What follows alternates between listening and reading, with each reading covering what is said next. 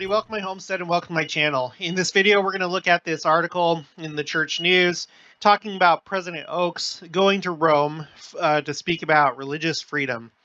And it's interesting because this story, I think there's kind of two different ways that you can look at it. One is the face value way of looking at it, and then the second is the implications for the millennium. Again, we've studied how in the beginning of the millennium there's still going to be different religions. People are going to have religious freedom. Over time, those earlier generations are going to eventually pass away, and then there's going to be people that convert to the church, and eventually everyone's going to be in the true religion. But at the beginning, no. And so I want to look at this from that point of view because this really is kind of two birds with one stone. On the one hand, we are literally fighting for religious freedom and looking for allies to help in that effort. Secondly, it's preparing the minds of different leaders of different religions.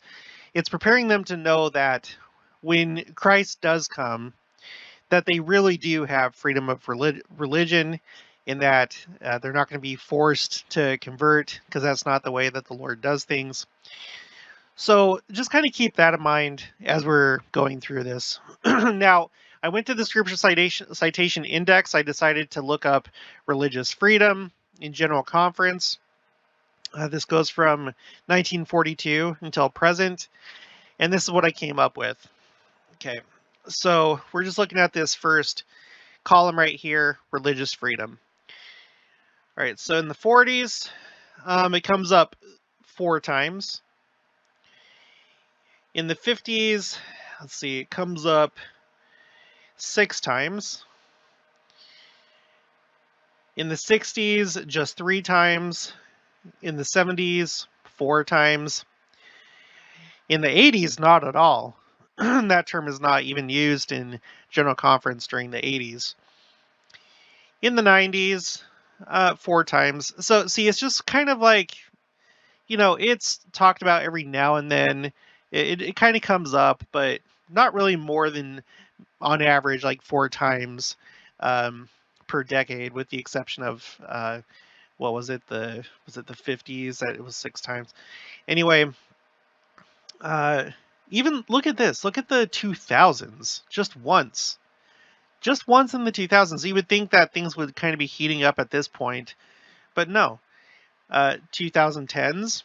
Okay, now this is where, okay, right here we got 7. So the 2010s are a record-breaking decade for the use of the term religious freedom in General Conference talks.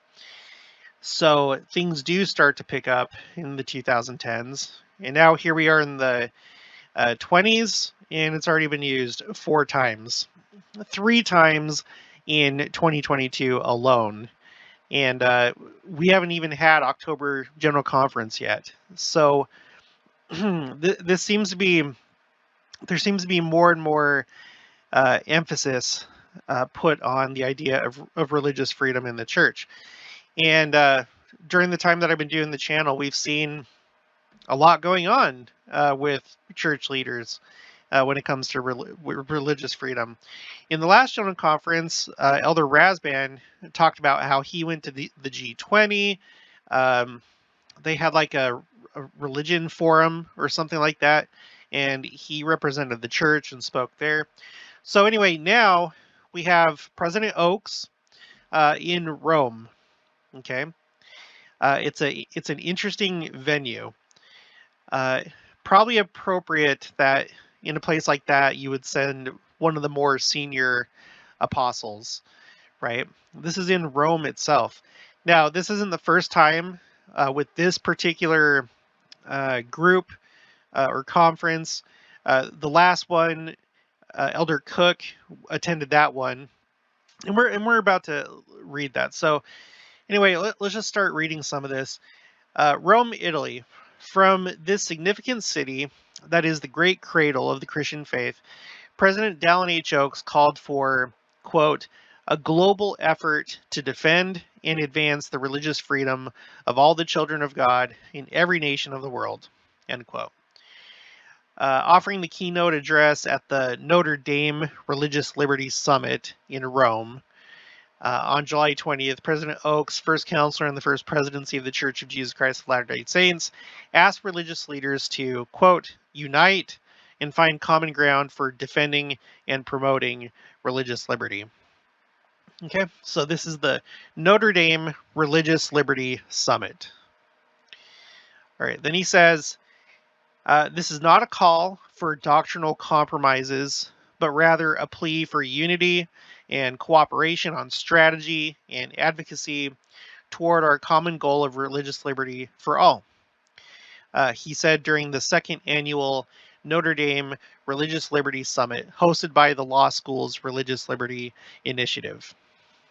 Okay, so yeah, because the more like global approach to this, the secular approach, would be for a call for doctrinal compromises, right? You've heard the phrase so many times that all roads, or there's different paths that lead to God, or there's many different ways to get there, and that's what they want to push. They want to push that just however you feel comfortable in your life. So just, religion is a big problem anyway, so why don't we just consolidate it? Everyone's saying the same thing. Everyone's just saying to be nice and be good, and so we don't need to have different churches and religions and stuff like that. You know what I'm talking about, right? So yes, we do fight for and defend everyone's religious freedom. Freedom of belief. They can believe whatever they want. But as far as like merging faiths together, no, that's not appropriate. It would basically, it wouldn't make any. It doesn't make any sense. And there are efforts in the world to make that happen, right? And we've kind of talked about this a little bit. In fact, we've talked about the head of the Catholic Church. He's kind of like been almost like pushing for that or moving in that direction. We've covered that a little bit on the channel. I don't want to go too deep into it. There's plenty of channels that cover it. Traditional Catholics are kind of upset. Well, they're really upset about the current leader. But anyway, and here's an example of it. Let's just pull it up.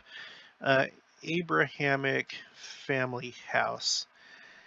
You have this this thing right here. This is in United Arab Emirates, where they're doing this plaza where these horrible looking buildings. One is a synagogue, one is a Christian church. I suppose it's a Catholic church, and then one is a mosque. And it's called the Abrahamic family house. Now, on one side, it actually is, it's good. It's good to find peace, but the other side of it, it feels like it's like a step toward just merging things together. Like, let's get away from dogma. Let's get away from like what I was talking about before. Just kind of diluting everything and just, So this, I think, is going to be completed soon. Okay, currently under construction, the project's anticipated completion date is 2022 and will be one of several undertakings by the Higher Committee of Human Fraternity. Undertakings the Higher Committee of Human Fraternity will advise upon. So, I've done another video specifically about this, and you can go check that out. Anyway, okay, so President Oaks is saying, hey, we're not calling for, we all need to like just put aside our beliefs. No, we need to join together to fight for each other's separate beliefs and the freedom of being able to be different from others. Okay, Cardinal Timothy Dallin, Archbishop of New York, and Elder Quentin L. Cook of the Quorum of the 12 Apostles participated in the inaugural Notre Dame Religious Liberty Summit in 2021. held on the University of Notre Dame's campus. This year's summit in Rome underscored the Religious Liberty Initiative's global reach. Okay, so Elder Cook went to the first one. It's interesting because Elder Cook, I feel like he's met with a lot of important people. He's the one that was in Israel um, when they were celebrating the 175th anniversary of the Orson Hyde of Orson Hyde going to Israel and dedicating the land, and they went to Orson Hyde Memorial Garden. I just feel like I've seen Elder Cook in a lot of different places. He went to Britain, of course. He served his mission there. I guess that's why he was there. But Elder Cook is kind of active from what I've seen. I know that they all are, but anyway. Okay, President Oaks. Why would a leader of the Church of Jesus Christ of Latter-day Saints be invited to speak about religious liberty at a Notre Dame symposium in Rome? From its beginning in the United States in 1830, our church and its members have experienced religious persecution. Catholics and other minorities in the United States have suffered persecution as well.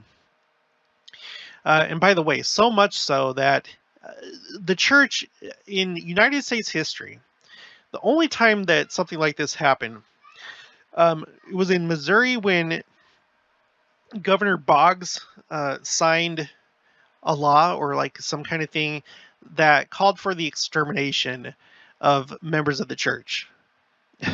That's never happened to any other religious group in the United States and in United States history. So that happened. Okay. He continues, during the earlier persecution of our church, we have learned that the best remedy for religious persecution that affects us is to join in efforts to reduce religious persecution that affects others. So, in that's a Christ-like thing to do, right? Like, you could just focus on yourself, but when you're kind and you love others, you fight for them. Right? Of course, that's not to say you just you don't do anything for yourself, but you fight for others, and you win hearts, and you create bridges and create friendships.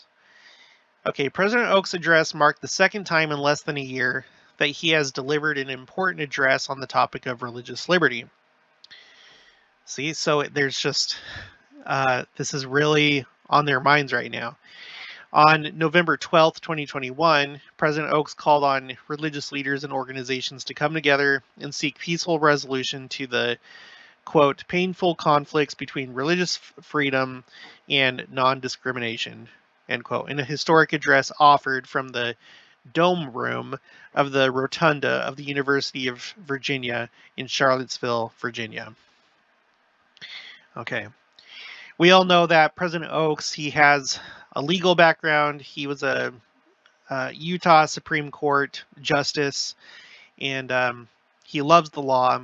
We wondered about how, what role he may play in the millennium. If it happens within his lifetime, he may be essential. He may play a big role in establishing the law of the kingdom.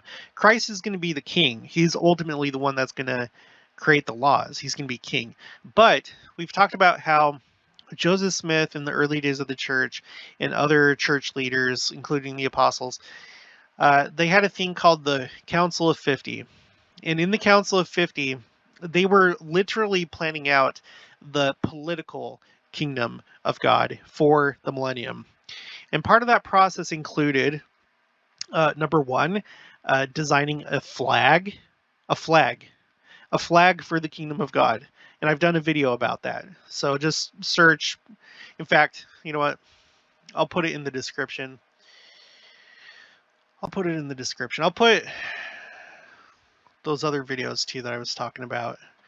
Okay, so first let's do flag. Okay, so the flag of the kingdom of God. So if you haven't seen this, I would highly recommend that you watch it. It's fascinating.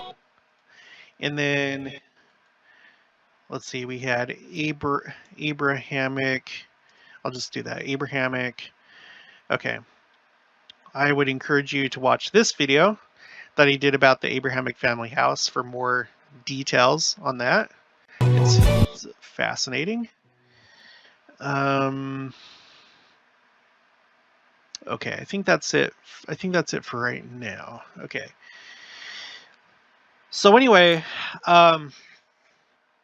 who knows? We don't really know if President Nelson's going to be the prophet at the time of the second coming. We don't know if it's going to be President Oaks. We don't know if it's going to be somebody else. We have no idea. But it would be interesting with his legal background and his love for the law if he played a role in creating that constitution for the millennium, right? And him going around right now, him and others, Elder Rasband, Elder Cook, so on and so forth, them establishing all these different relationships with all these different groups, all these different religions, I think will really set people's minds at ease in the millennium when they know that we are friendly to them, that we're not about imposing our beliefs, we're not about there's not going to be an inquisition or anything like that at the millennium. So I find this really important, what he's doing, for multiple reasons. Like I said, 2 birds, 1 stone. Challenges worldwide. During his during his address in Rome, President Oaks said organized religion and personal freedom of religion currently face serious challenges. Quote, religious liberty is declining in popularity with governments and their citizens. Religion is under siege by secularism, authoritarianism, and political correctness, all of which seek to replace or weaken the influence of its teachings. Yeah, that's pretty serious. Replacing religious teachings or weakening its influence. Globally, there are many government restrictions on religious liberty. And that's not good. And I would imagine that things would just continue to get worse as time goes on, as the world sinks deeper and deeper and deeper into the pits of wickedness and, again, just secularism, worldliness. None of those things are good for religion. Okay, he continues, what are the religious freedoms or liberties that concern us? For faith communities, the United States Constitution guarantees freedom of association and the right to assemble, the right to determine new members, the right to select leaders and important employees, including in related organizations, and the right to function as an organization. For individual believers, essential rights include religious expression and exercise and freedom from religious discrimination. In defense of these rights, we should be united. Yeah, so I don't know how bad it could get as far as, because he's talking about the right to select leaders. I mean, could that ever become under, is it currently under threat? I don't know. Could we see a day where like the government's like, you have to have, you have to meet this quota. You have to have these kind of people as leaders and these kind of people as leaders. You can choose them, but it has to be this. Let's see, the right to determine new members. Could like a government be like, no, you have to accept everyone. You have to, you don't get to decide. Because like, for example, that's what missionary work is. We go out and find people that want to join the church, but they have to go through the appropriate steps. They have to repent, and then they have to go through an interview, a baptism interview, right? So I guess that could be put at risk if a government wants to just be like, nope, you have to, nope. So that would be a problem. Anyway, okay, continuing. Let's see, Pontificate Georgian University in Rome. So it looks like this is where it was taking place. Okay. President Oaks identified 3 key events in modern development of religious liberty. 3 key events in the modern development of religious liberty. The first was the 1787 United States Constitution, adopted after American independence from Britain. Its First Amendment, added 4 years later, prohibited government sponsorship or domination of religion and assured the freedoms of religious exercise, speech, and press, and the right to assemble and petition for the redress of grievances. Okay, so number one, the American Constitution. Number two, President Oaks said the second key event in the development of religious liberty was the Universal Declaration of Human Rights, proclaimed by the United Nations General Assembly in 1948. That's the same year that Israel became a nation. The modern state of Israel. Most significantly, Article 18 declares, quote, everyone has the right to freedom of thought, conscience, and religion. This right includes freedom to change his religion or belief, and freedom, either alone or in community with others, and in public or private, to manifest his religion or belief in teaching, practice, worship, and observance. Now, I know that among this community, there's many that do not like this right here on the screen. I'm not a big fan myself, but I also don't like to paint in broad strokes. I try and stay away from that. Not everything about it is bad. Not everything about it is bad.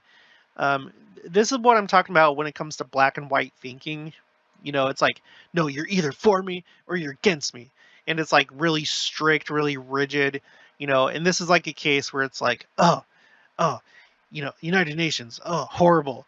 It doesn't have to be so rigid like that. There are good things that they can do and have done, but that doesn't diminish some of the other major problems. So I want to encourage that kind of thinking rather than black and white. Now, when it comes to like the gospel, yeah, it is black and white. Uh, you don't mix in evil with good. It's good and evil. But anyway, that's a topic for another time. President Oaks identified the third, the third key event in the development of religious liberty as the 1965 Vatican II Declaration on Religious Freedom, Dignitatis Humanae. This quote, this declared the root principle that each person made in the image and likeness of God has inherent dignity and is therefore created to be free and to enjoy religious freedom, he said. So that's interesting. I don't think that he's just like pandering to his Catholic hosts. That's interesting. He's saying the Constitution, the UN Declaration of Human Rights, and then the Vatican II when it comes to religious freedom. The Vatican II, if you're not familiar with Catholicism, it's in the 60s. It was basically a second big council where they changed a lot of things in the church. I think it was with Vatican II that they did away with the Latin for Mass, and was it just Mass? Because like if you went to a Catholic church, it would always be said in Latin, right? But here they didn't like totally do away with it, but they basically said you don't have to do it in Latin. I could be wrong. Correct me if I'm wrong. Put it in the comments, but I think it was something like that. Along with a lot of other things, they kind of moved away from a lot of like dogma and tradition and they quote unquote modernized with Vatican II. And there's a lot of traditional Catholics that were never happy with it to this day. Okay, religions also play a vital role in contributing to social stability, he added. Quote, societies are not held together primarily by law and its enforcement, but by those who voluntarily obey the unforeseeable the unenforceable because of their sense of accountability to God. And that makes sense. That makes sense. If everybody just the way that they operated is they just got away with whatever they could get away with. There's a lot that you could get away with, right? There's a lot that is unenforceable because you can't have police everywhere. It's impossible. There's so many things that you could do. So if you're a person that you're living by the law of the jungle, you don't have any higher morality of any sort, that's a problem if that kind of behavior spreads. Because then what you have is just simply chaos. Chaos, right? It becomes Mad Max, essentially. And then he continues, when citizens learn to live together with respect, despite important religious differences, they are also more likely to live peacefully with others with whom they have important secular differences, he said. Critics who condemn religion as the source of great atrocities in the past should remember that the mass killings of the last century were not done in the name of religion.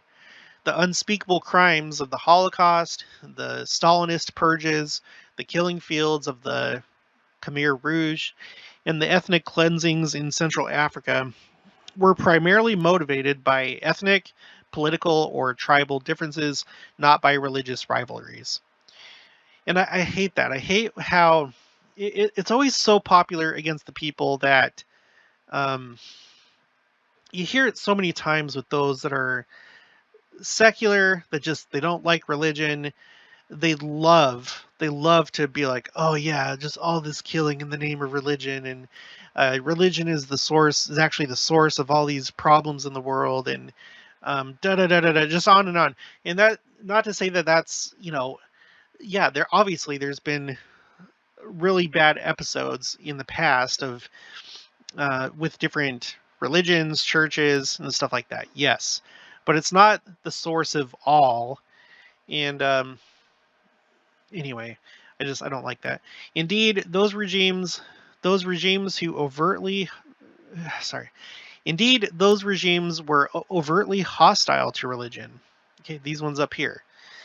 Similarly, while public attention focuses on religious extremist current atrocities in a few parts of the world, leaders of the very faiths they invoke have forcefully condemned their violent acts. Yeah, because that's another one. It's like, oh yeah, look at all the violence happening right now in the name of religion.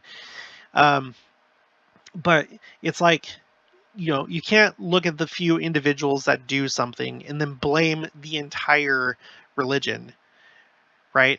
There's crazies from every group, not just religions, political parties, clubs, nations, whatever, where any organization, doesn't matter what it is or what its nature, you're always going to have crazy people. It's the crazy people that are the problem. Okay, it's like an individual problem. It's not an institutional problem necessarily. Sometimes it kind of is, but okay. Pursuing religious liberty. This is the last part. In conclusion, President Oaks offered 4 suggestions to consider ways religious institutions and believers can strengthen religious liberty worldwide. 1. Our responses to governmental laws and our relations with potential adversaries will be helped if we accept the twin realities. 1, that we are all fellow citizens who need each other, and 2, that we are all subject to the law. Okay. Number 2. The most serious violations of religious freedom are not merely discrimination, but persecution. Much religious persecution in the United States and probably worldwide has been one or more religious groups persecuting others. Okay. Number 3. The preservation of religious liberty ultimately depends on the understanding and support of the general public, said President Oaks. If the foundation of religious liberty is weakening, it is likely in part because the benefits conferred on society by religious organizations and religiously motivated people are not sufficiently known and acknowledged, he said. We need to address that deficiency on a wider front than preaching, lobbying, and litigating. Religious communities can offer something governments, however well financed, cannot provide. Large-scale person-to-person kindness and empathy to accompany material assistance. So have you ever thought about that? Have you ever thought about your own involvement in promoting religious freedom, in the sense that, are you someone that you don't really like to talk about religion? You don't really like to give credit to the Lord when you interact with others? Because if you did show your belief in your religion and you lived it and you were open with it, then others might be like, wow, that's a really good person. And maybe religion isn't so bad, because look how good this group of people are. It's because of their religion, you know. And we have heard that a number of times when people talk about our church. A lot of people know that, generally speaking, that members of the church are good people, that they will help you, love you, assist you when you have need. So we should probably be a lot more open with our religion in order to make sure that the public has a good perception. Well, not just to fake it or change perception. You should do it for genuine reasons, but don't be afraid, because it can have that secondary benefit of changing people's perception about religion in general. So this isn't just something that religious leaders have to do. This isn't like an undertaking that's just for them. We need to be part of that as well. Okay, and finally, number 4, as declared by so many religious leaders, we must unite and find common ground for defending and promoting religious liberty. With the love and mutual respect taught by divine commandments, we need to find ways to learn from one another and to reinforce the common commitments that hold us together and promote stable, pluralistic societies. We should walk shoulder to shoulder along the path of religious freedom for all, while still exercising that freedom to pursue our distinctive beliefs. Okay, this is President Dallin H. Oaks, first counselor in the First Presidency of the Church of Jesus Christ of Latter-day Saints, and his wife, Sister Kristen Oaks. I actually did not know that he was married, because I thought there was a time where he, I don't know if this is like a second wife or not, but I swear there was a time when he dated Sherry Dew. Isn't that her name, honey? Sherry Dew? Let's see. Sherry. I want to. LDS. Let's see. Sherry Dew. Yeah, Sherry Dew. That's with one R. Sherry Dew dated Dallin. Okay. We're exploring President Oaks' love life. Conversation. The sweet way one of the daughters welcome. When Sister Kristen Oaks married then Elder Dallin H. Oaks in okay, when did he get married? Okay. June 2000.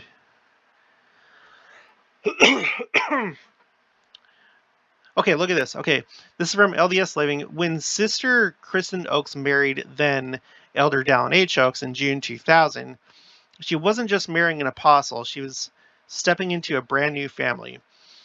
On a recent episode of the Church News podcast, Sister Kristen Oaks shares with Sister Sherry Dew how she adopted in.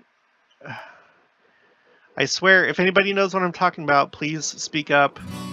Please put it in the comments. I think it was Dallin H. Oaks. Anyway, put it in the comments if you know. Okay, but he's married, and I've never really seen her. I've never seen her. Okay, that's gonna be it for this one. So if you haven't already, please make sure to subscribe, like this video if you liked it, leave your thoughts and opinions down in the comments below. Also make sure to share it, and I'll talk to you guys later.